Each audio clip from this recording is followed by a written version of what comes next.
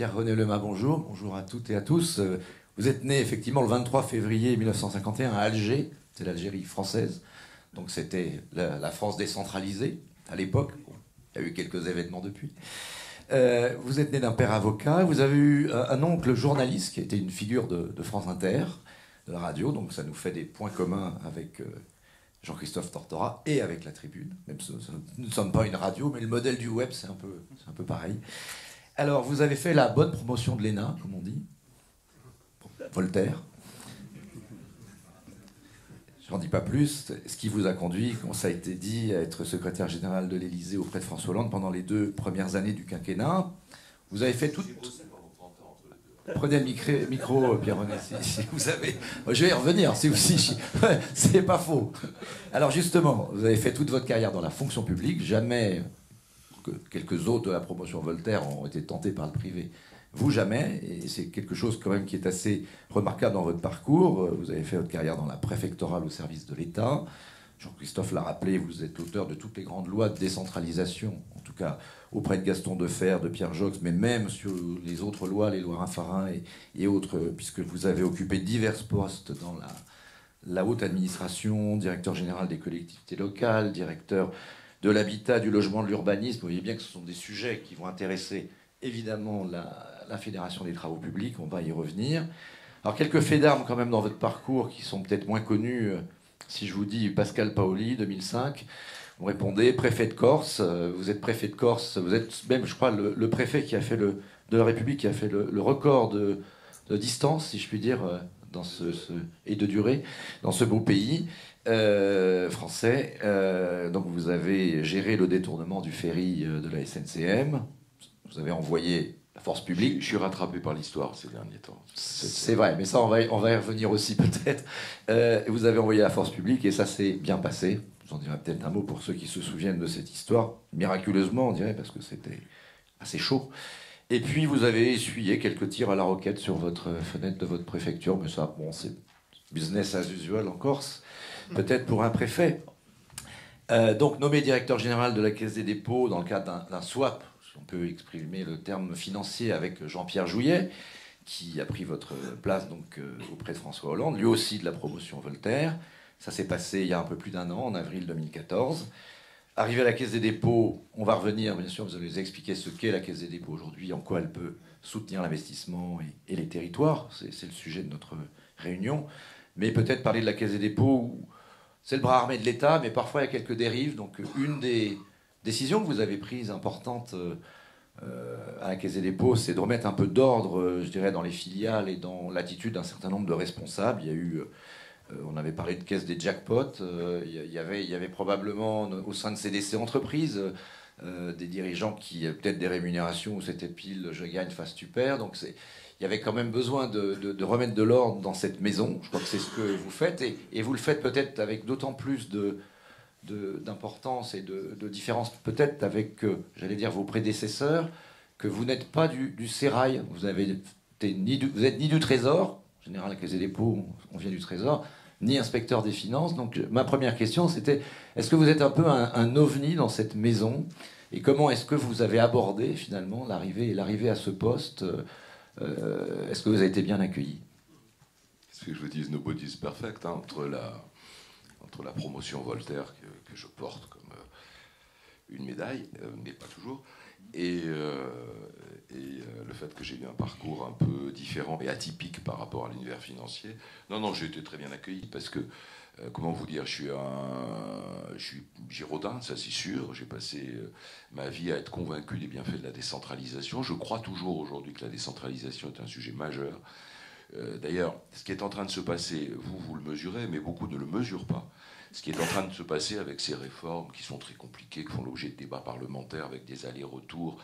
Et donc je ne désespère pas que ça se termine par une commission mixte paritaire, c'est-à-dire un accord entre l'Assemblée et le Sénat, on verra bien. C'est souvent arrivé en matière de décentralisation. Ce qui est en train de se passer, c'est que la carte territoriale est en train de changer. La carte territoriale qu'on a appris dans les livres d'école avec les taches vertes et rouges et le dessin des départements va bientôt être vraiment un souvenir à partir de l'an prochain. Même si à nouveau on ne s'en rend pas trop compte, l'émergence des nouvelles régions, l'émergence des agglomérations, les interrogations sur le devenir des départements, Tout ça va changer la nature de l'organisation territoriale.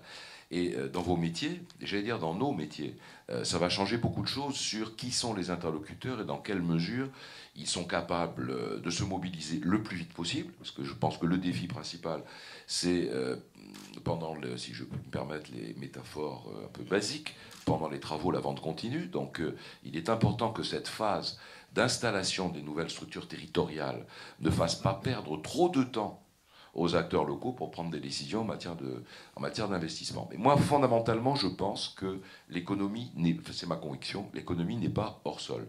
L'économie, elle est sur les territoires, l'économie, elle est dans les écosystèmes locaux, l'économie, elle n'est pas dans la théorie économique, elle existe aussi, elle est dans la réalité de l'investissement territorial. Bien sûr, Pierre-René Lemade, on va y revenir.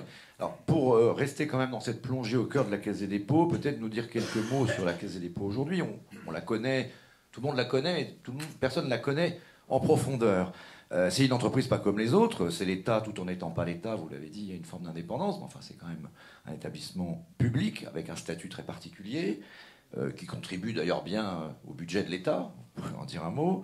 C'est 120 000 personnes dans le monde, peu de gens le savent, c'est quand même assez considérable. La moitié en France, et au siège magnifique de la rue de Lille, c'est 6 000 personnes. Donc c'est quand même, on va dire, un gros machin. Donc comment est-ce qu'on gère une entreprise de cette taille? Vous êtes aussi à la tête de plusieurs filiales assez importantes. Alors, il y en a deux très grosses, on les connaît, c'est BPI France, qui est une forme de fonds souverain, la française, qui a repris une partie de vos participations et qui a maintenant une mission particulière de financement de l'économie. Il y a la CNP, qui est également une très grosse filiale. Alors là, c'est pas le livret A, mais c'est l'assurance vie. Et la prévoyance, qui est un très gros sujet, la retraite aussi, ces questions-là qui sont au cœur de l'émission de la Caisse. Et puis il y a une vingtaine d'autres filiales dans des tas de domaines où on est plutôt proche du privé, on va dire. Il y a Transdev, il y a le transport, il y a le logement, il y a le tourisme. Donc comment est-ce que vous mettez de l'ordre dans toutes ces missions et au travers finalement de votre mandat, qui n'est pas à vie, mais justement ça vous conduit à prendre des décisions rapides. Qu'est-ce que vous prenez comme initiative? Quel cap vous voulez donner et quelle priorité vous voulez donner à la Caisse des dépôts? Je voudrais d'un point de vue déjà macroéconomique et politique, elle va effectivement fêter ses 200 ans l'an prochain. C'est quoi la Caisse des dépôts des années de 2015, 2020, 2025? Moi, je suis un petit peu, sans doute, comme chacun d'entre vous. De ce point de vue-là, je trouve qu'une organisation, une entreprise, qu'elle soit petite ou qu'elle soit énorme, elle a besoin d'avoir un cap. Et elle a besoin de prendre des orientations de court terme, c'est-à-dire elle a besoin d'avoir une vision de long terme ou de moyen terme, puis elle a besoin d'un choix immédiat sur les urgences. Et c'est encore plus vrai pour une structure d'intérêt général. Alors, c'est une structure d'intérêt général. À nouveau, si je le disais tout à l'heure, c'est parce que, contrairement à ce qu'on pense souvent, la Caisse des dépôts, c'est pas une grande caisse à l'intérieur de laquelle on vient piocher de l'argent public. Depuis l'origine de la Caisse des dépôts, il n'y a pas 1 euro d'argent du contribuable dans la Caisse des dépôts. La Caisse des dépôts, c'est pas l'argent du contribuable, c'est l'argent de l'épargnant. C'est souvent le même, je suis d'accord avec vous, mais c'est pas la même chose. Il y en a qui confondent, mais c'est pas vous. Ouais. Enfin, il y en a qui confondent, oui. On peut avoir un long débat fiscal, j'ai des tas de choses à dire. Pas aujourd'hui. Donc on est un contribuable, en revanche, tout à fait considérable de l'État, puisque l'État nous prélève, bon an, mal an. Cette année, je crois que le total doit être d'1,8 milliard. Donc voilà. Ce qui fait d'ailleurs, je l'avoue, un peu grave, parce que j'ai passé une partie de la soirée très tard avec le ministre du Budget, M. Eckert, puisque dans la vie, je défends l'intérêt général, mais aussi je défends l'intérêt social et patrimonial de mon établissement. Et c'est pas toujours commode. Alors, la Caisse des dépôts, c'est d'abord le cœur de la Caisse des dépôts, qui est au fond une holding qui elle-même, cœur de son métier, c'est un métier d'institution financière. Et comme institution financière, on est présent dans la plupart des entreprises du CAC 40. On est les premiers investisseurs dans les PME et les ETI. Et notre métier consiste à essayer d'inventer au fur et à mesure des outils innovants de financement. Puis on s'appuie sur 2 structures qui sont 2 filiales évidemment d'importance considérable. L'une, c'est BPI, qui est une banque, qui n'est pas simplement l'héritier du FSI. La BPI, fondamentalement, c'est d'abord l'héritier de Oseo, que chacun connaît sur le territoire. C'est d'abord Oseo. C'est Oseo marié au FSI, marié à une autre structure qui dépendait de la Caisse et qui gérait les prêts aux petites et aux moyennes entreprises. Donc fondamentalement, c'est une banque. Et cette banque, qui a un statut bancaire, qui est dans un univers concurrentiel, elle a une orientation, c'est le financement par priorité des ETI et des PME. C'est une bagarre de tous les jours. Et c'est la raison pour laquelle moi j'ai souhaité prendre la présidence de la BPI, de manière à... alors chacun voit bien et sait bien, vous savez ça par cœur, les débats qu'on peut avoir entre un directeur général et un président, surtout quand on a un actionnariat à 50-50, c'est quand même quelque chose d'un peu étrange. 50% la Caisse des dépôts, 50% l'État. Enfin, je considère que c'est une filiale forte de la Caisse des dépôts, ne serait-ce que parce que la Caisse des dépôts y a mis la moitié de ses fonds propres. Donc je regarde très attentivement le fonctionnement de cette banque. C'est le premier levier. Le deuxième levier, c'est CNP Assurance, qui est en effet le premier assureur vie en France, mais qui est surtout un considérable investisseur institutionnel. Parmi les investisseurs institutionnels, CNP est l'un des premiers, en tous les cas, du point de vue public. Ça, c'est le cœur. Et puis, comme je vous disais tout à l'heure, au fur et à mesure du temps qui a passé, la Caisse des dépôts a investi, et ces investissements, croisés avec les investissements d'acteurs privés, ont fini par créer, au fur et à mesure du temps, une galaxie de filiales, qui sont des filiales de la Caisse des dépôts, et qui, elles, sont totalement dans l'univers concurrentiel. CNP est dans l'univers concurrentiel, BPI dans l'univers concurrentiel, mais nos filiales que vous connaissez, dans un secteur qui est proche des vôtres, que ce soit Aegis, que ce soit qui quand même est un acteur majeur sur le marché, mais qui est un acteur dans un univers concurrentiel. Voilà.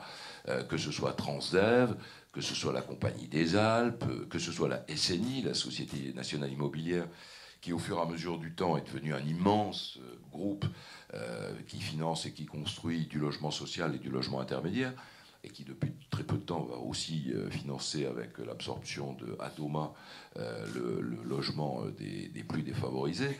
Bon, c'est une filiale qui est devenue au fur et à mesure du temps, mais c'est une affaire de gestion, dans cet univers concurrentiel, une société très importante. Pour ceux qui ont connu la SNI il y a 25 ans, c'était une petite filiale HLM, une SEM du ministère de la Défense qui assurait le logement des militaires. Et c'est devenu la plus grosse société anonyme HLM, enfin un ensemble de sociétés anonymes HLM en France. Donc, voilà le panorama. Un établissement public qui, et en général on ne le sait pas bien, c'est un établissement public, beaucoup de financements, mais qui sont assis sur l'épargne et pas du tout sur de l'argent public, et qui travaille au service de l'intérêt général dans un univers concurrentiel. Alors, pendant longtemps, on a considéré que ça allait de soi, dans un univers colbertiste, ça ne posait pas de problème. Ensuite, on a considéré, au détour des années 90-2000, que c'était une espèce de, je sais pas quoi, moi, de sélacanthe, de résidu de l'économie administrée d'autrefois, et qu'il fallait se poser la question de savoir si la Caisse des dépôts méritait d'être privatisée, tout ou partie, si ça avait encore du sens dans l'univers qui s'ouvrait au moment de la mondialisation, puis surtout au moment de la financiarisation de l'économie. Bon. Au moment où on est, je crois que l'exemple notamment de beaucoup de pays étrangers qui ont des caisses comme la nôtre, les Allemands ont une structure qui s'appelle la KfW, c'est la nôtre, avec d'ailleurs un bilan bancaire qui est un tout petit peu plus important. Les Italiens ont également une caisse des dépôts qui s'appelle Casa dei Depositi, qui connaît quelques remous en ce moment, qui est un peu plus petite. Bref, il y a beaucoup de caisses des dépôts comme ça.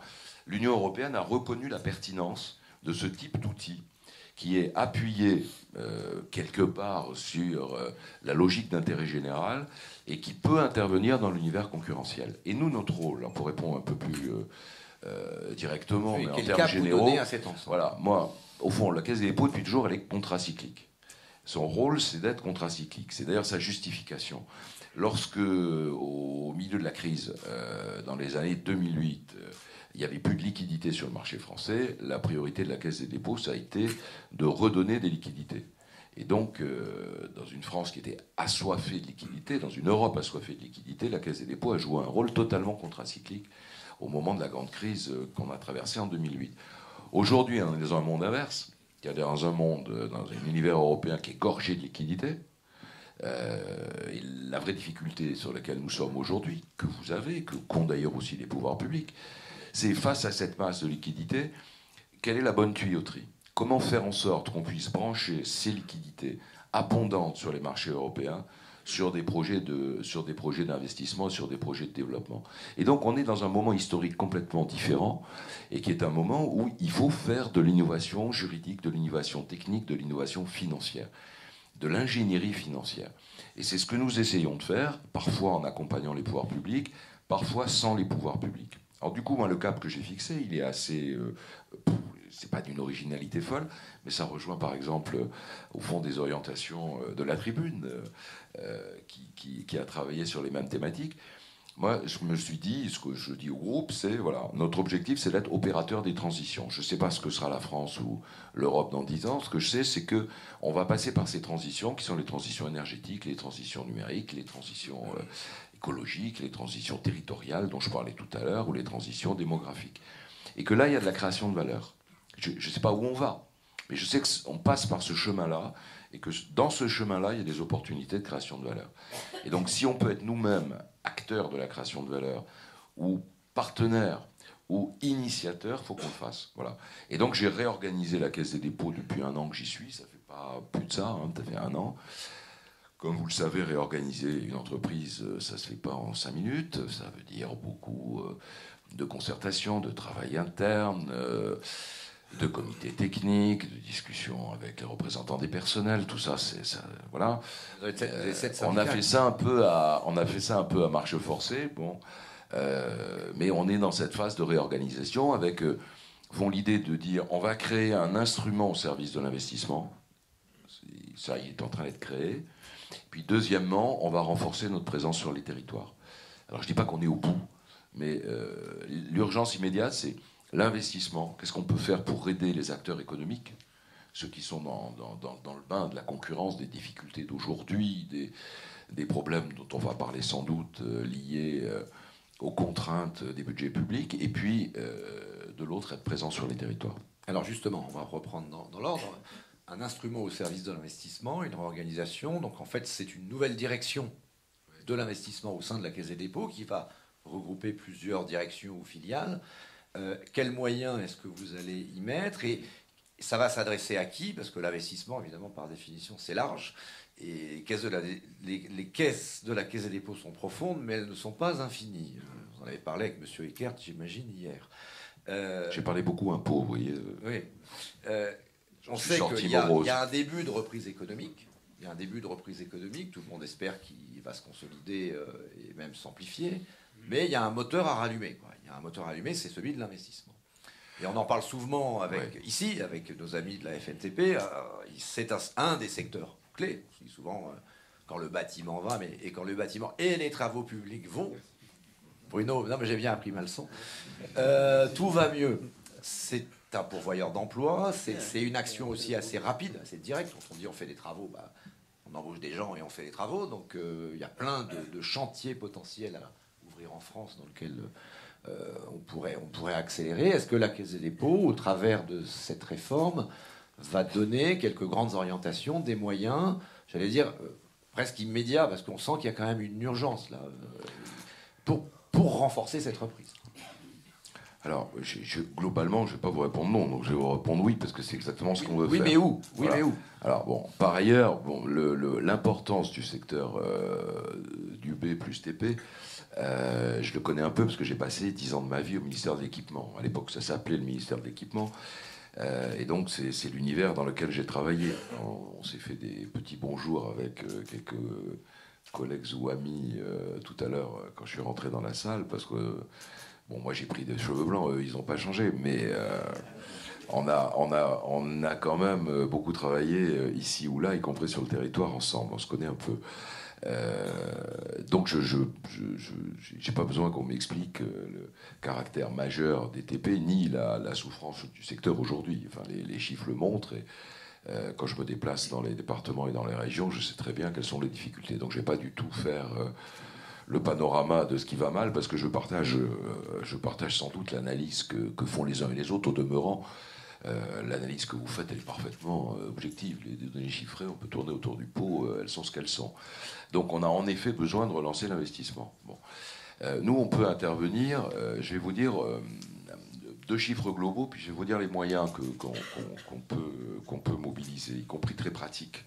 si vous m'autorisez à ne pas faire comme vos interlocuteurs beaucoup plus chics que moi, qui peuvent être dans le planétaire, moi je vais être dans le très concret. Non, mais on veut rester sur Terre. Ah, voilà, donc, voilà. Moi j'ai un projet assez simple. On a dégagé des poches de financement en matière d'investissement que je voudrais faire monter en puissance de façon qu'on puisse, en gros, entre maintenant et, disons, 2020, fin 2019-2020, nous avons dégagé une capacité de financement en fonds propres, en prêt et en garantie, mais surtout en fonds propres et en garantie, de l'ordre de 20 milliards d'euros sur la période. C'est la capacité de financement que nous avons dégagée, et c'est l'objectif que j'ai fixé aux directions nouvelles de la Caisse des dépôts. Je ne vais pas rentrer dans la cuisine de l'organisation, mais j'ai créé une direction de l'investissement, j'ai supprimé un certain nombre de filiales que vous connaissez sans doute, qui s'appellent CDC Infra, CDC Climat, CDC Numérique, parce que je pensais qu'il fallait faire des économies d'échelle, qu'il n'était pas raisonnable de démultiplier des filiales en univers concurrentiel.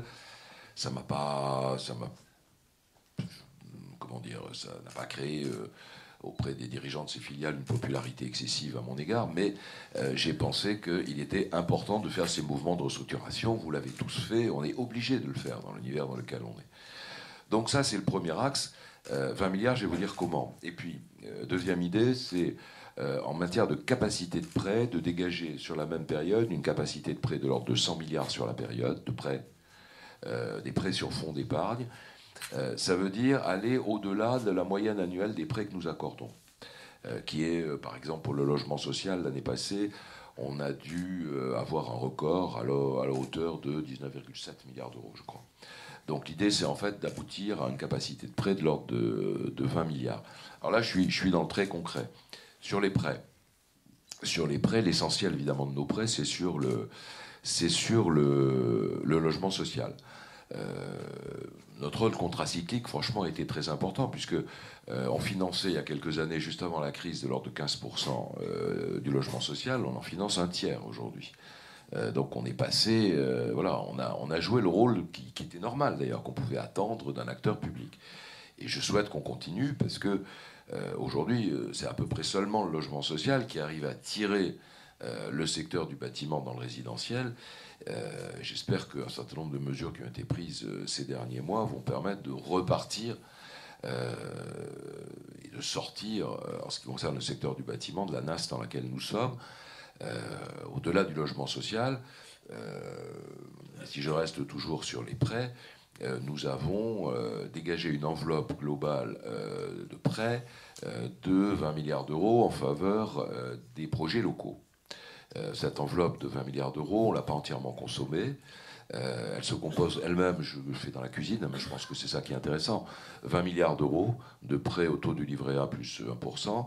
Et dans cette enveloppe de prêts, on a une enveloppe de prêts pour un volume actuel de 5 milliards d'euros sur des projets dits croissance verte, au taux du livret A plus 0,75. Alors, ces prêts sont pas mal consommés au service des projets de développement local, notamment dans les décisions qui sont prises au niveau local sur les secteurs qui vous intéressent au premier chef, que ce soit en matière de construction, en matière d'équipement, en matière de mobilité durable, tramway, etc. Donc cette enveloppe commence à être consommée. La difficulté qu'on a, et que je ne dissimule pas, parce que c'est une réalité, c'est qu'il y a des plus et des moins. Le plus, c'est qu'on a une capacité de prêt longue. Nous, on peut prêter jusqu'à 30, jusqu'à 40 ans. Le deuxième avantage, c'est qu'on a une capacité de prêt qui peut aller jusqu'à 100% sur les petits projets, ceux qui sont en général au-dessous d'1 million ou de 2 millions. Je ne rentre pas dans la mécanique. Mais on peut aller jusqu'à 50 ou jusqu'à 100%, ce qui pour les collectivités locales a du sens. En revanche, la difficulté qu'on a sur les prêts, elle est absolument réelle. C'est que notre ressource est chère, et donc que nos prêts ont l'avantage d'être longs et sûrs. Ils ont le désavantage aujourd'hui, c'est un moment historique, ils ont le désavantage d'être relativement chers. Il faut dire qu'on est à un niveau de taux sur les marchés européens, sur les marchés français, qui n'a à peu près aucun équivalent depuis la Renaissance C'est des taux qu'on n'a jamais vus. En début d'année, souvenez-vous, l'OAT 10 ans était à 0,40. On n'a jamais vu ces chiffres-là. C'est remonté un peu depuis quand même. Donc alors ça a remonté un peu depuis, mais ça a remonté dans la baisse. Ça a triplé même, enfin, oui, même si ça reste très bas. Ben voilà, on était descendu tellement bas que cette remontée, alors certains ont dit, oh là là, il y a un choc obligataire. Enfin, n'exagérons pas. On était descendu dans du tellement bas que cette petite remontée, elle existe, heureusement d'ailleurs, quelque part. Mais je ne dis pas heureusement pour l'ensemble des budgets des États de l'Union européenne. Et encore, à ce niveau-là, franchement. Mais il y a eu une petite remontée. Mais voilà, bon, nous, notre ressource est relativement chère. Donc on a un débat aujourd'hui sur le coût de la ressource. Est-ce qu'on pourrait faire baisser un peu votre coût de ressource? Votre coût de ressource, c'est quoi? C'est le coût de la collecte du réseau et c'est les marges que prennent... Non, le coût de la collecte, c'est le taux qu'on sert à l'épargnant. D'abord. Aussi. Ah ben non, c'est même ça l'essentiel. À partir du moment où on paye, nous, notre ressource, on la paye à l'épargnant. Voilà. Or, l'épargnant, vous, moi, tout le monde qui a un livret de caisse d'épargne, un livret A, considère déjà que 1%, c'est pas beaucoup. 1%, c'est considérable, en réalité, par rapport à l'inflation et par rapport au marché. Mais individuellement, psychologiquement, 1%, c'est très peu. On n'a pas le sentiment. Quand on avait, j'explique ça souvent, personne. Enfin, vous connaissez ça par cœur, mais dans d'autres publics, j'explique parfois. À l'époque d'avant Delors, vous voyez, où on avait des taux d'inflation qui étaient à 12%. C'est une époque que les moins de 20 ans ne peuvent pas connaître et ne connaîtront sans doute jamais plus, mais on ne sait jamais. Des taux d'inflation qui étaient de l'ordre de 12%. Vous aviez un livret A qui était à 10, c'était une bonne affaire. En réalité, évidemment, tout le monde perdait de l'argent. Mais le livret a été à 10%, l'inflation était au-dessus, personne ne se rendait compte qu'on perdait de l'argent tous les jours. On parlait d'euthanasie du rentier. Oui, on parlait d'euthanasie du rentier à l'époque. C'est pas une expression qui s'est beaucoup popularisée. Hein, je veux pas vous. Et donc, Pierre Lema, ce que vous proposez pour relancer l'investissement, c'est qu'on baisse le taux du livret A. Non, ce que je dis, c'est qu'il faut jouer et qu'on euthanasie l'épargne populaire, c'est ça, si j'entends bien. Oui, c'est ça. Pour le bien du BTP. Non, je suis d'accord. Si vous écrivez ça dans la tribune, c'est une horreur absolue. Ce que je Il n'y a pas de journaliste dans la salle, enfin, sauf de la tribune. Non, puis on est franchement dans un univers totalement calfeutré et protégé. Non, la réalité, c'est qu'il faut se poser la question. Voilà, je dis pas plus. Je dis aujourd'hui, le taux du livret A est déconnecté par rapport à la réalité des taux de marché, mais la décision de toute façon ne m'appartient pas, donc je peux en parler savamment. Elle appartient au pouvoir public. Mais bon, il y a cette question-là. Il y a la question effectivement des commissionnements. On est en train d'essayer des marges. On est en train de regarder comment on peut faire nous en interne. Puis la question des commissionnements bancaires. Voilà. Il y a peut-être aussi une interrogation à avoir sur des taux de commissionnement bancaire qui sont aujourd'hui de l'ordre je jargonne un peu, mais de l'ordre de 40 points de base. Bon, ça mérite réflexion. Est-ce que c'est vrai qu'en ce moment, les banques et même vos réseaux, enfin les réseaux auxquels vous êtes associés, refusaient aujourd'hui de commercialiser du livret A pour... On entend dire, attention, là, on en a trop, 1%, ça nous coûte trop cher, ça va pas. Non, on n'est pas là. C'est excessif. Bon. Non, tout ça est très excessif. Non, la réalité... réalité... C'est ce qu'on entend quand même. On entend dire ça dans le marché. Et même pour l'assurance vie, il ne faudrait pas que ça collecte trop parce qu'on nous demande de servir. Non, sur l'assurance vie, sur l'assurance vie, c'est une autre question. Si vous voulez que je dise un mot sur l'assurance vie, c'est tout à fait une autre question. Sur l'assurance vie, vous avez des taux vous avez l'assurance vie qui est libellée en euros, vous avez l'assurance vie qui est libérée en unité de compte. La difficulté aujourd'hui, c'est que l'assurance vie libellée en euros apporte à l'épargnant une garantie qui est fixe, et encore, chez nous c'est gérable. En Allemagne, c'est sur le long terme une garantie qui est accordée à un taux fixe sur une période déterminée. Bon. L'évolution du cours de l'euro, qui est une bonne nouvelle globale sur l'ensemble de nos activités économiques, n'est pas une bonne nouvelle globale pour les comptes des compagnies d'assurance. C'est ça le sujet aujourd'hui. Et donc, en effet, le taux de rémunération aujourd'hui de l'assurance vie libellée en euros pose un problème à toutes les compagnies d'assurance européennes. L'OCDE a appelé hier, pas que la France, mais tout le monde, à faire très attention sur les taux garantis. Oui, mais je pense que c'est ça le vrai sujet. Et à vrai dire, il concerne de manière systémique beaucoup plus nos amis allemands, dont le système fédéral fait que les grandes compagnies d'assurance de ce type... Bon, on s'éloigne un peu.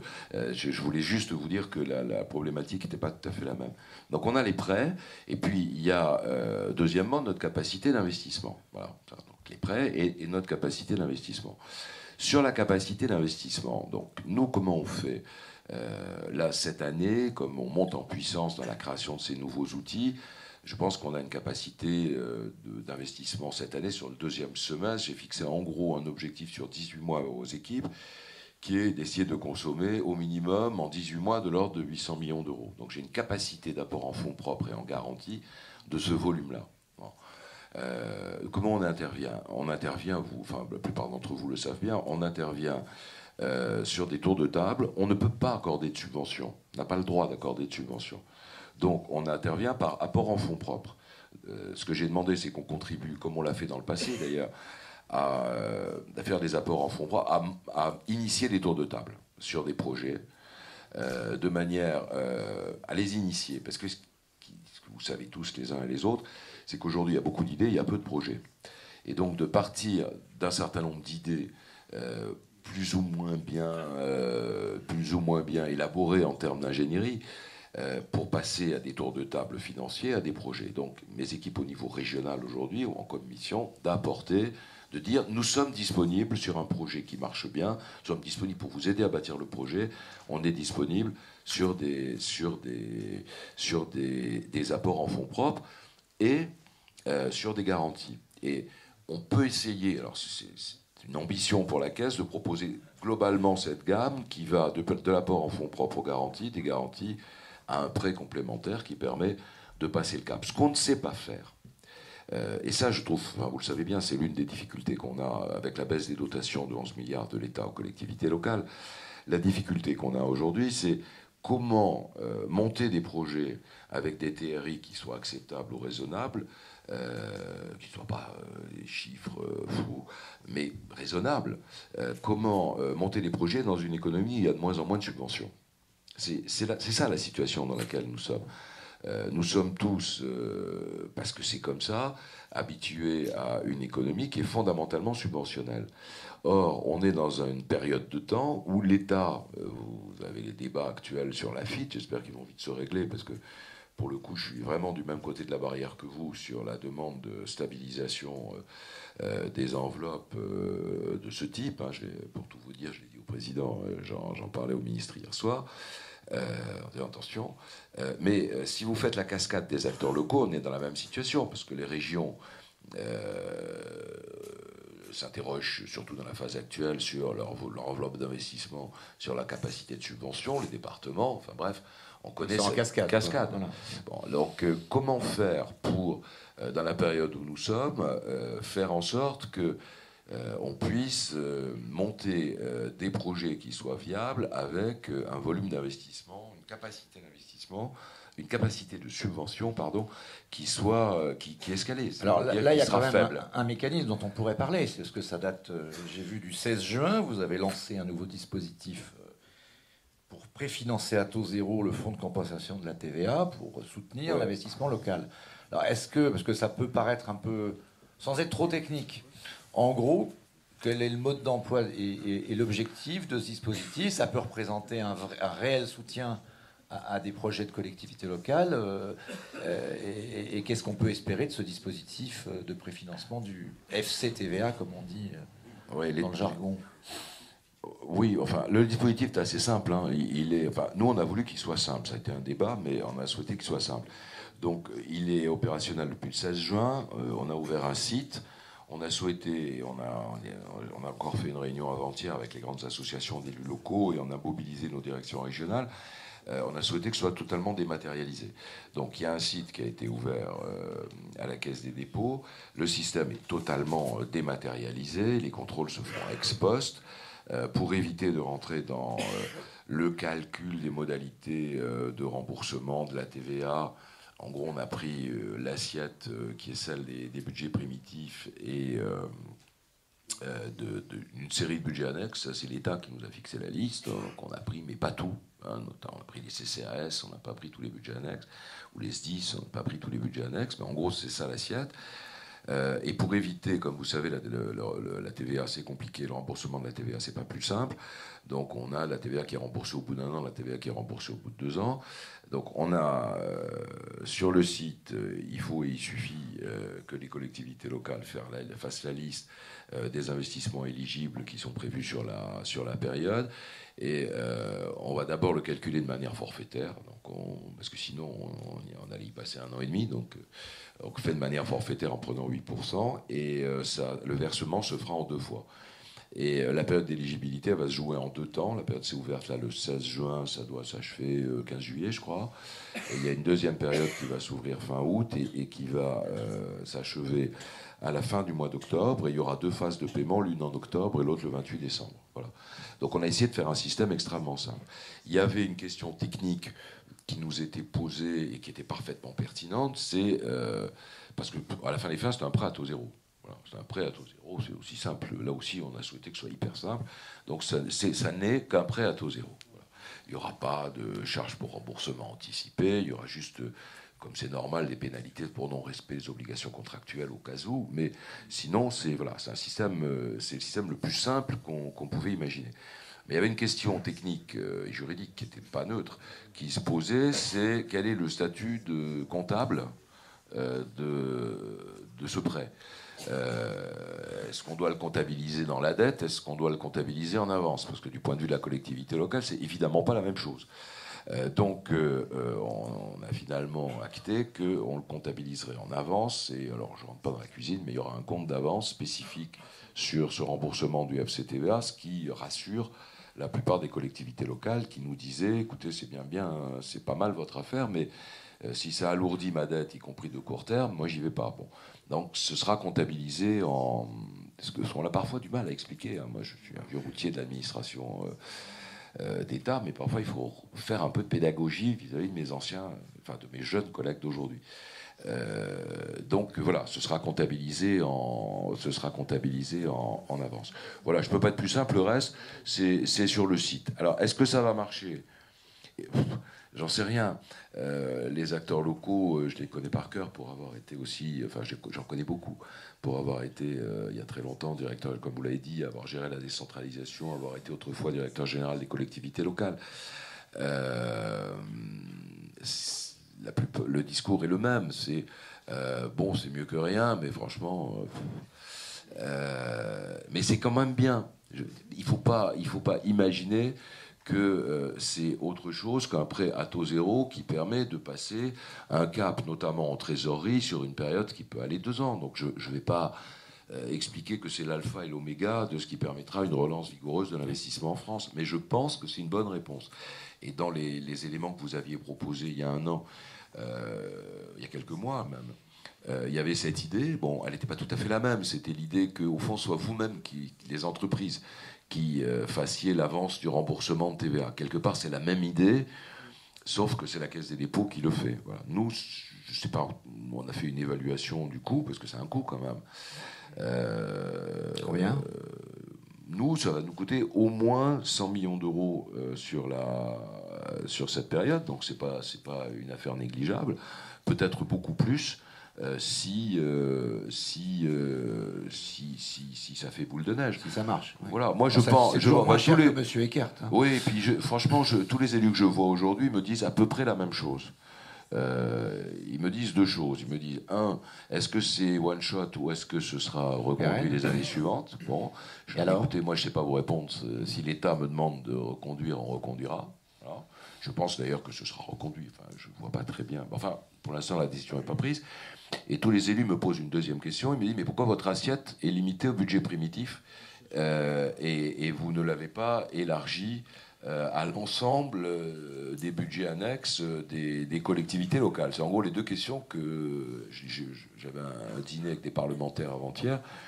Et après m'avoir expliqué d'abord, après selon qu'ils étaient à droite ou à gauche, que c'était bien ou que c'était juste indifférent, et qu'on est passé selon leur couleur politique, ensuite on est passé dans le concret. Voilà, bon, moi, pour l'instant, l'assiette a été déterminée là aussi par les pouvoirs publics. Si l'assiette devait être plus large, je n'y vois que des avantages, mais c'est pas moi qui prends la décision. Alors, voilà. À ce stade du débat, on ne va pas tarder à passer la parole à la salle, parce qu'il y a plein de questions. Pardon, je suis peut-être... Non, mais enfin, moi je crois que c'était important d'entrer dans le concret. En France, on a fait beaucoup de ronds-points. Ça, c'est pour être désagréable. C'est pour me faire siffler. Vous voyez, moi aussi, je ne suis pas populaire. Ça a été dit. On a fait des ronds-points. Bon, on a aussi fait des autoroutes. Vous tolérez ça, Monsieur le Président? On a aussi fait des tramways. On a aussi fait énormément de bonnes réalisations. Mon point, si je puis dire, Bruno Duron, c'est de dire, est-ce qu'on n'est pas un stade aujourd'hui, il y a l'arrivée du plan Juncker aussi sur l'investissement, où il faut faire un certain nombre de choix. Et en quoi la Caisse des dépôts, quand vous dites on veut être l'acteur des transitions, peut aider à contribuer à ces choix, ou est-ce que ces choix vont venir du privé? Est-ce que la Caisse des dépôts finalement a quand même une vision et prédétermine une vision où elle dit voilà, je vais aller là, là et là, mais pas ailleurs, et le reste, ça sera du privé, ou alors c'est le privé qui détermine et vous venez simplement en accompagnement d'une impulsion qui serait celle finalement du secteur privé. En ce moment, on peut penser, est-ce qu'il ne va pas y avoir un certain nombre de sujets qui vont pomper tout l'argent, hein. Il y a tellement de besoins.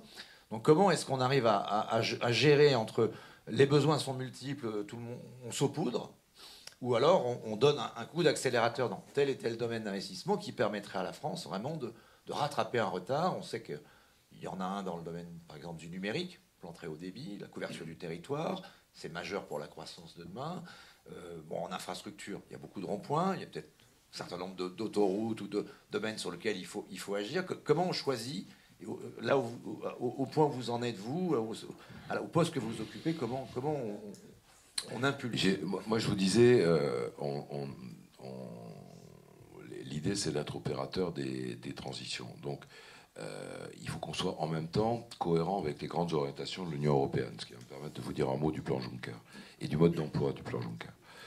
Puisque je trouve qu'on parle peu du mode d'emploi du plan Juncker. Ça finit par être mythique, le plan Juncker, sans qu'on sache comment ça marche. On n'a pas vu pour l'instant la queue d'une cerise. Non. Non, mais justement, encore faut-il avoir le mode d'emploi, si vous voulez. Il faut d'abord, si vous voulez, je vais vous aider à grimper à l'arbre, enfin au cerisier. Mais c'est ça l'idée, parce qu'aujourd'hui, personne ne sait comment ça marche. Donc, je sais si les discussions européennes sont parfois pénibles. Donc, les grandes orientations qu'on a retenues, au fond, sont assez cohérentes avec les grandes orientations européennes. Transition énergétique, le numérique. Bon. Moi, j'y ai la transition énergétique, la transition numérique, l'économie sociale et solidaire, la politique, pour ce qui nous concerne, la politique de la ville et les infras. Voilà. Moi, j'ai défendu l'idée que il était invraisemblable de prendre le risque de ne pas booster ou d'essayer de booster dans la phase où nous sommes aujourd'hui, que vous vivez, les infrastructures. D'ailleurs, je vais avoir un département infrastructure et transport pour le financement des infrastructures et transports dans cette nouvelle direction de l'investissement. Voilà, sinon, on prend le risque de se retrouver dans quelques années dans la situation que connaît l'Allemagne aujourd'hui. C'est-à-dire, à force, la contrepartie de l'équilibre budgétaire, c'est quand même le sous-investissement dans les grandes infrastructures et la situation aujourd'hui de non-entretien, y compris du réseau routier, je ne parle pas que du réseau routier, qui finira par poser un problème de moyen terme à l'économie allemande, dont mon collègue de la KfW, par exemple, est parfaitement conscient. Donc voilà sur les grandes orientations. Là-dessus, nous...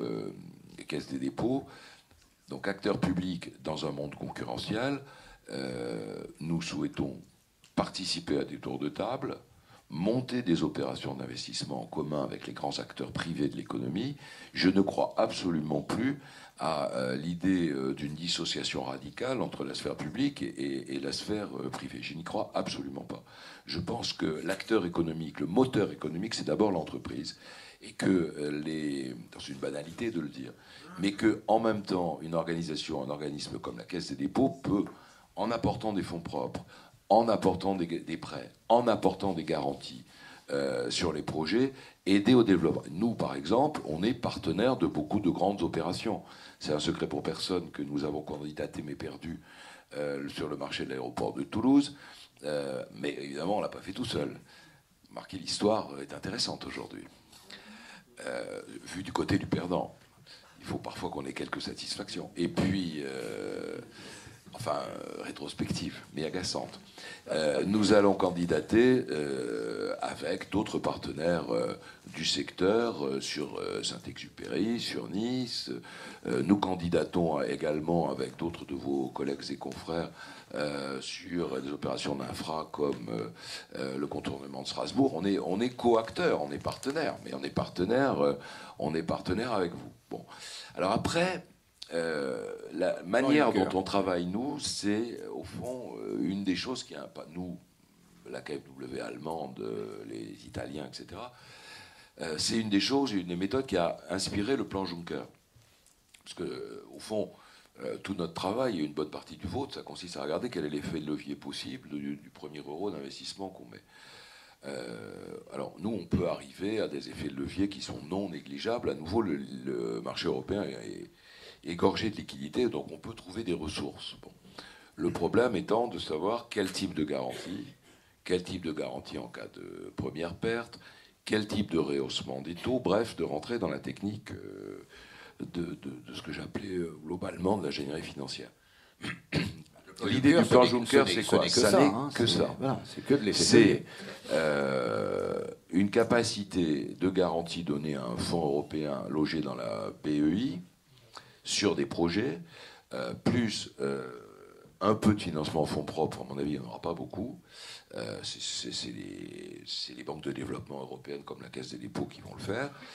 Nous, on a dégagé 8 milliards d'euros pour ça, avec la BPI. Et puis c'est des capacités de bonification, de prêts, de rehaussement de taux, etc. De manière à être le plus proche possible des logiques de marché aujourd'hui. Et donc, avec 22-23 milliards d'euros, Laurent, on arrive à 245. Ça fait un effet de levier de 17, 18, 15. Ouais. 15. Moi, ça me terrorise un peu. Parce que, alors, c'est beaucoup, non, parce que nous, on l'a déjà fait, des effets de levier de 15. Ceci étant, c'est optimiste. Alors, quel est le mode d'emploi? Le mode d'emploi est compliqué parce que, évidemment, Bruxelles a une vision modérément jacobine. Donc tout ça est en train d'être négocié entre nous, d'un côté, quand je dis nous, c'est les grandes caisses des dépôts européennes, les Allemands, les Italiens et nous, on forme une espèce de petit club. Enfin, on fait comme vous, quoi. On s'est organisé en tant que caisse et dépôt pour négocier avec la Commission européenne, le commissaire Kaitanen, Jean-Claude Juncker et la Banque européenne d'investissement. Nous, on dit, voilà, on a des réseaux régionaux. La Caisse des dépôts a ses directions régionales sur toutes les régions et des Antilles, y compris l'outre-mer. Donc on dit aux acteurs locaux de faire remonter les projets, on peut bâtir les projets avec eux, et on les porte au guichet de la Banque européenne d'investissement à Luxembourg. Ce qu'on souhaite, nous, ça c'est une bagarre qui n'est pas réglée, c'est qu'on souhaite pouvoir le plus possible élaborer, nous, parce qu'après tout c'est notre métier, les projets avec les acteurs économiques. Il faut qu'il y ait un acteur économique, il faut qu'il y ait un dispositif de montage financier qui ensuite va être bonifié, c'est-à-dire ne pas saupoudrer, mais choisir des grands projets. Alors, non, mais justement, pardon, je fais un petit détour, mais c'est des sujets... c'est des sujets sur lesquels, même en restant un peu général, je préfère être précis. Parce qu'à nouveau, ça se dit relativement peu. Donc je profite de l'occasion pour le dire. Il y a les grands projets. Les grands projets, le Charles de Gaulle Express, le canal Rhin-Rhône, les grands projets. Bon. On les accompagne d'ailleurs, les grands projets. Hein. Voilà, vous savez, le temps que j'ai pu passer parmi d'autres, je n'ai pas été le seul. Essayer de mettre d'accord les 4 départements sur un Rhône, voilà, en leur promettant que bon, on les accompagne, on pousse quoi. Le port de Seine-Nord, oui. Non, c'est parce que j'ai d'autres. J'ai été en fonction là où il y avait le concurrent direct et qui se fera pas. Le port de Dunkerque, je vous dis pas non plus. Les discussions avec Aéroport de Paris sur le Charles de Gaulle Express. On commence pas à nous dire qu'on n'a pas besoin de l'argent de la Caisse des dépôts, mais que ce serait bien qu'on y vienne quand même. Enfin bref, je suis dans la... Ça, c'est des grands projets. J'ai pas tellement de doute. Ceux-là, ils vont pouvoir monter au guichet de la BEI. Mais moi, la préoccupation majeure que j'ai, c'est l'addition de ce qui fait le tissu économique local, c'est-à-dire les petits projets ou les moyens projets. Alors, nous avons une proposition qui n'est pas encore complètement acceptée par les instances européennes, mais sur le principe, ils sont d'accord. Et on le propose pour le coup en franco-allemand-italien. C'est l'idée de dire, sur des petits projets, des projets de moindre importance, mais de même nature. Qui ne sont pas des ronds-points. Qui ne sont pas des ronds-points. Sauf s'ils sont verts. Vous savez que à Bruxelles... C'est utile, hein, c'est utile. Il y en a des ronds-points. C'est comme qu'à Bruxelles, si c'est vert, c'est bien. Donc si vous avez un rond-point plein de verdure, c'est transition écologique. Mais de toute façon, vous les avez tous faits, non? L'idée, c'est donc de faire des plateformes qui additionneront des petits projets ou des projets moyens de même nature, dont on aura fait d'analyse économique, de les gérer comme une enveloppe et de proposer à Bruxelles, non pas l'addition des petits projets, mais cette plateforme. Cette plateforme qui est, à mon avis, la meilleure manière de vendre. Alors, est-ce que c'est possible? Oui, parce que c'est déjà ce que nous faisons avec des fonds, comme par exemple le fonds Marguerite, hein, ça s'appelle comme ça, au niveau européen, où nous logeons toute une série de projets, qui ne sont pas forcément en France d'ailleurs, mais toute une série de projets, et c'est ça que nous montons au financement, soit à la garantie. Donc c'est possible. Alors nous essayons d'expliquer à Bruxelles et Luxembourg que c'est une bonne manière de faire parce que ça permet de diffuser l'activité économique au plus proche des territoires, dans une logique qui est en réalité très décentralisée, et ça permet à des projets qui jamais ne pourraient monter au niveau de Luxembourg d'être traités. D'avoir une chance. Ouais. Alors, quand je dis d'avoir une chance, j'insiste sur un point que je me permets de vous dire. La règle actuelle qui a été adoptée par le Parlement européen, par la Commission, c'est qu'il faut que ce soit des projets qui soient prêts avant 2017. Ce n'est pas les élections présidentielles françaises qui bouleversent Bruxelles, hein, c'est avant 2017, parce que Juncker veut aller vite. Et la règle, c'est quand même premier arrivé, premier servi. Hein. Donc, moi, je vous invite, dans vos différentes régions, fédérations, etc., à prendre contact vite avec vos partenaires, mais notamment avec la Caisse des dépôts, parce que on peut, au contraire, dès maintenant, aider à structurer les projets. Rien ne vous interdit de mettre en place cette plateforme sans qu'elle existe, en attendant que Bruxelles vous donne un feu vert. Vous pourriez très bien dire, je mets une plateforme numérique en place. Non, mais c'est bien l'idée. Vos projets. Non, mais ça, si je comprends bien. Oui, c'est bien l'idée, mais en même temps, oui, c'est bien l'idée. Mais en même temps, il faut bien voir que nous essayons, pour convaincre Bruxelles, d'avoir une vision européenne.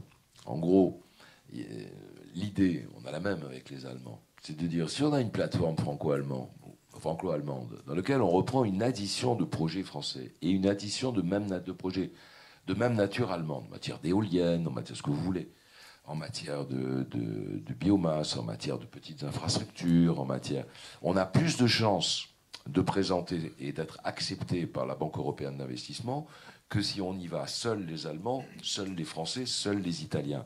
Donc vous voyez, l'idée sur laquelle on est, c'est d'essayer de structurer ce type de plateforme, mais dans une logique inter-État européenne. Voilà. C'est maintenant que ça se fait. René Lema, dernière question et je passe le micro. Pardon, hein, je suis un peu... Mais on était obligé quand même de terminer par ça. Il y a un grand projet d'investissement en France quand même, c'est le Grand Paris. Vous avez parlé un petit peu au travers de Charles de Gaulle Express, mais c'est beaucoup plus global. Alors on pourrait dire que c'est une forme de plateforme. Il y a énormément de projets qui tournent autour du Grand Paris. Est-ce qu'on va arriver à les financer? Ne nous noyons pas dans la gouvernance, l'élection, etc. Parce que là, on n'en sortira pas. Mais concrètement, qu'est-ce que vous pouvez nous dire, et dire particulièrement aux gens qui sont concernés au premier chef ici par les coups de pioche qu'on attend?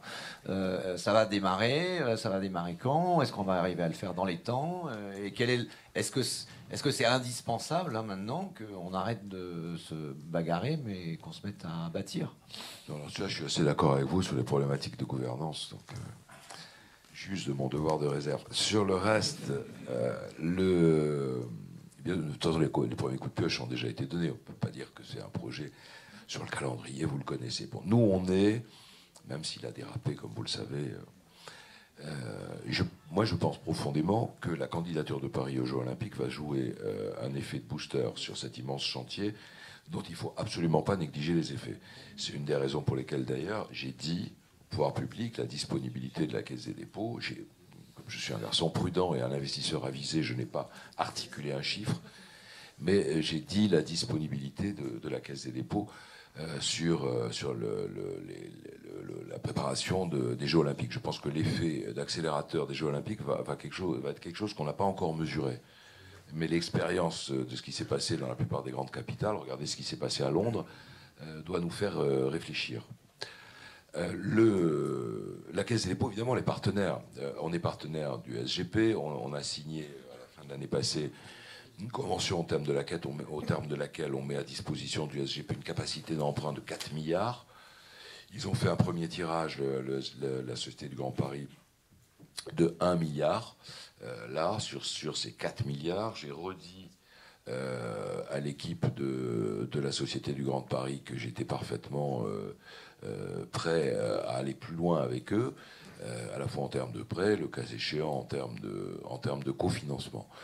Ce que j'ai dit aussi à la Société du Grand Paris, c'est que quelque part, je souhaitais quand même qu'il y ait une plus grande identification de l'objet. Parce que je me méfie un peu des visions très globales, quitte à mettre 1 milliard de financement cette année, quand même. 1 milliard de prêts, c'est pas des petites sommes.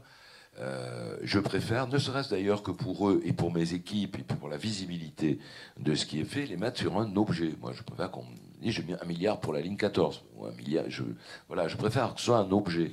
Parce qu'à ce moment-là, je suis capable de suivre cet objet sur la durée en tant que financeur et donc de contribuer à l'accélération. Bon, j'en suis pas encore là, on est en débat avec la Société du Grand Paris, mais je pense que c'est important.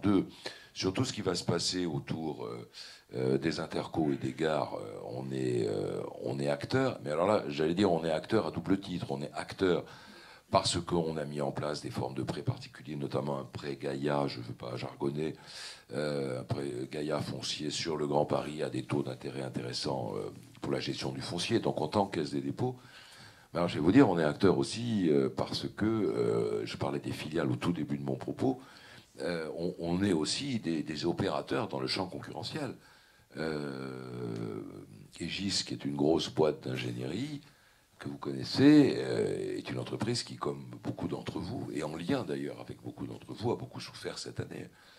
Les problématiques de chiffre d'affaires en matière d'ingénierie, je peux les mesurer tous les jours par l'évolution difficile du chiffre d'affaires d'Egis. Enfin, c'est un des premiers moments historiques où, comme sans doute malheureusement beaucoup d'entre vous, on a été obligé de faire diminuer le volume d'emploi. Enfin voilà, on a eu des problèmes qui sont les mêmes que les vôtres de ce point de vue-là. Transdev est le premier opérateur privé du Grand Paris. Moi j'ai beaucoup d'idées et Transdev travaille beaucoup aujourd'hui à l'occasion de on anticipe la loi Macron. Ça va être d'ailleurs, c'est un peu compliqué parce que l'univers concurrentiel, vraiment concurrentiel, qui n'est pas lié du tout au pouvoir public comme nous le sommes, anticipe largement, notamment sur le secteur des autocars, la loi Macron. J'ai pris le risque de dire qu'on va anticiper aussi, parce que sinon on va prendre un temps de retard alors qu'on a un temps d'avance. Mais on est grand opérateur sur le Grand Paris, on est le premier opérateur privé. Donc ce que je veux dire, c'est que SNI, le programme qu'on a mis en place en matière de financement du logement intermédiaire, qui est quelque chose, je trouve, assez exemplaire de ce que peut faire justement la Caisse des dépôts avec les acteurs privés, pas dans les logiques à l'ancienne de partenariat public-privé, parce que on n'aura sûrement pas le temps, mais moi je suis comme vous, c'est-à-dire nous avons un débat ouvert avec nos amis du ministère des Finances sur la réforme du Code des marchés publics. Moi, j'aimerais bien, quand on dit simplification à l'entrée, qu'on ait simplification à la sortie. J'ai quand même 30 ans d'expérience où on dit simplification à l'entrée. Et en général, c'est plus compliqué après qu'avant. Donc c'est un débat sur lequel j'imagine qu'on a le même type de préoccupation. Mais la SNI est quand même, aujourd'hui, on a signé en ordre de service, au premier semestre, de l'ordre de 6500, je crois. Commandes en logement intermédiaire à l'égard des promoteurs. On a un objectif de 30 000. Et nous nous sommes mis d'accord avec les acteurs économiques, donc pour le coup avec les promoteurs, mais ça a des conséquences sur le B et sur le TP, pour anticiper par un mécanisme de précommande les ordres de service à venir, de manière que nos partenaires puissent avoir leur plan de charge potentiel préfinancé sur les 3 ans qui viennent. Alors ce ne sera pas financé, on ne préfinance pas 3 ans, mais ils savent quel est en gros le carnet de commandes pour Bouygues, Vinci, etc. Et puis l'ensemble des autres promoteurs de la place sur le logement intermédiaire. Donc voilà, ce qu'on essaye de faire, c'est d'être extrêmement concret, mais on a une capacité de financement au total qui est assez importante, et on est partenaire. Alors, dernière chose, on a une direction régionale avec une équipe qui ne s'occupe que du Grand Paris. 2, auprès de moi, il y a un des directeurs de l'établissement public qui a en charge le pilotage des dossiers du Grand Paris. Et voilà, on a une réunion quasiment tous les mois. Moi, j'y vais pas toujours, parce que si je l'écoutais, j'irais tout le temps, mais avec le préfet de région pour avancer. Je crois, à l'effet, c'est ça le message que je voulais vous passer. Je crois que l'un des effets indirects de la candidature de Paris-Île-de-France aux Jeux Olympiques va être là. C'est-à-dire là où on ne l'a pas dit. Va être un formidable catalyseur d'accélération du Grand Paris. On ne pourra pas se permettre pour les Jeux Olympiques de dire au monde entier qu'on est en retard. Voilà. Et ça c'est quelque chose qu'il faut avoir en tête. Et je pense qu'il faut le répéter beaucoup aux acteurs, y compris au pouvoir public. Merci Pierre-René Lemas. Alors,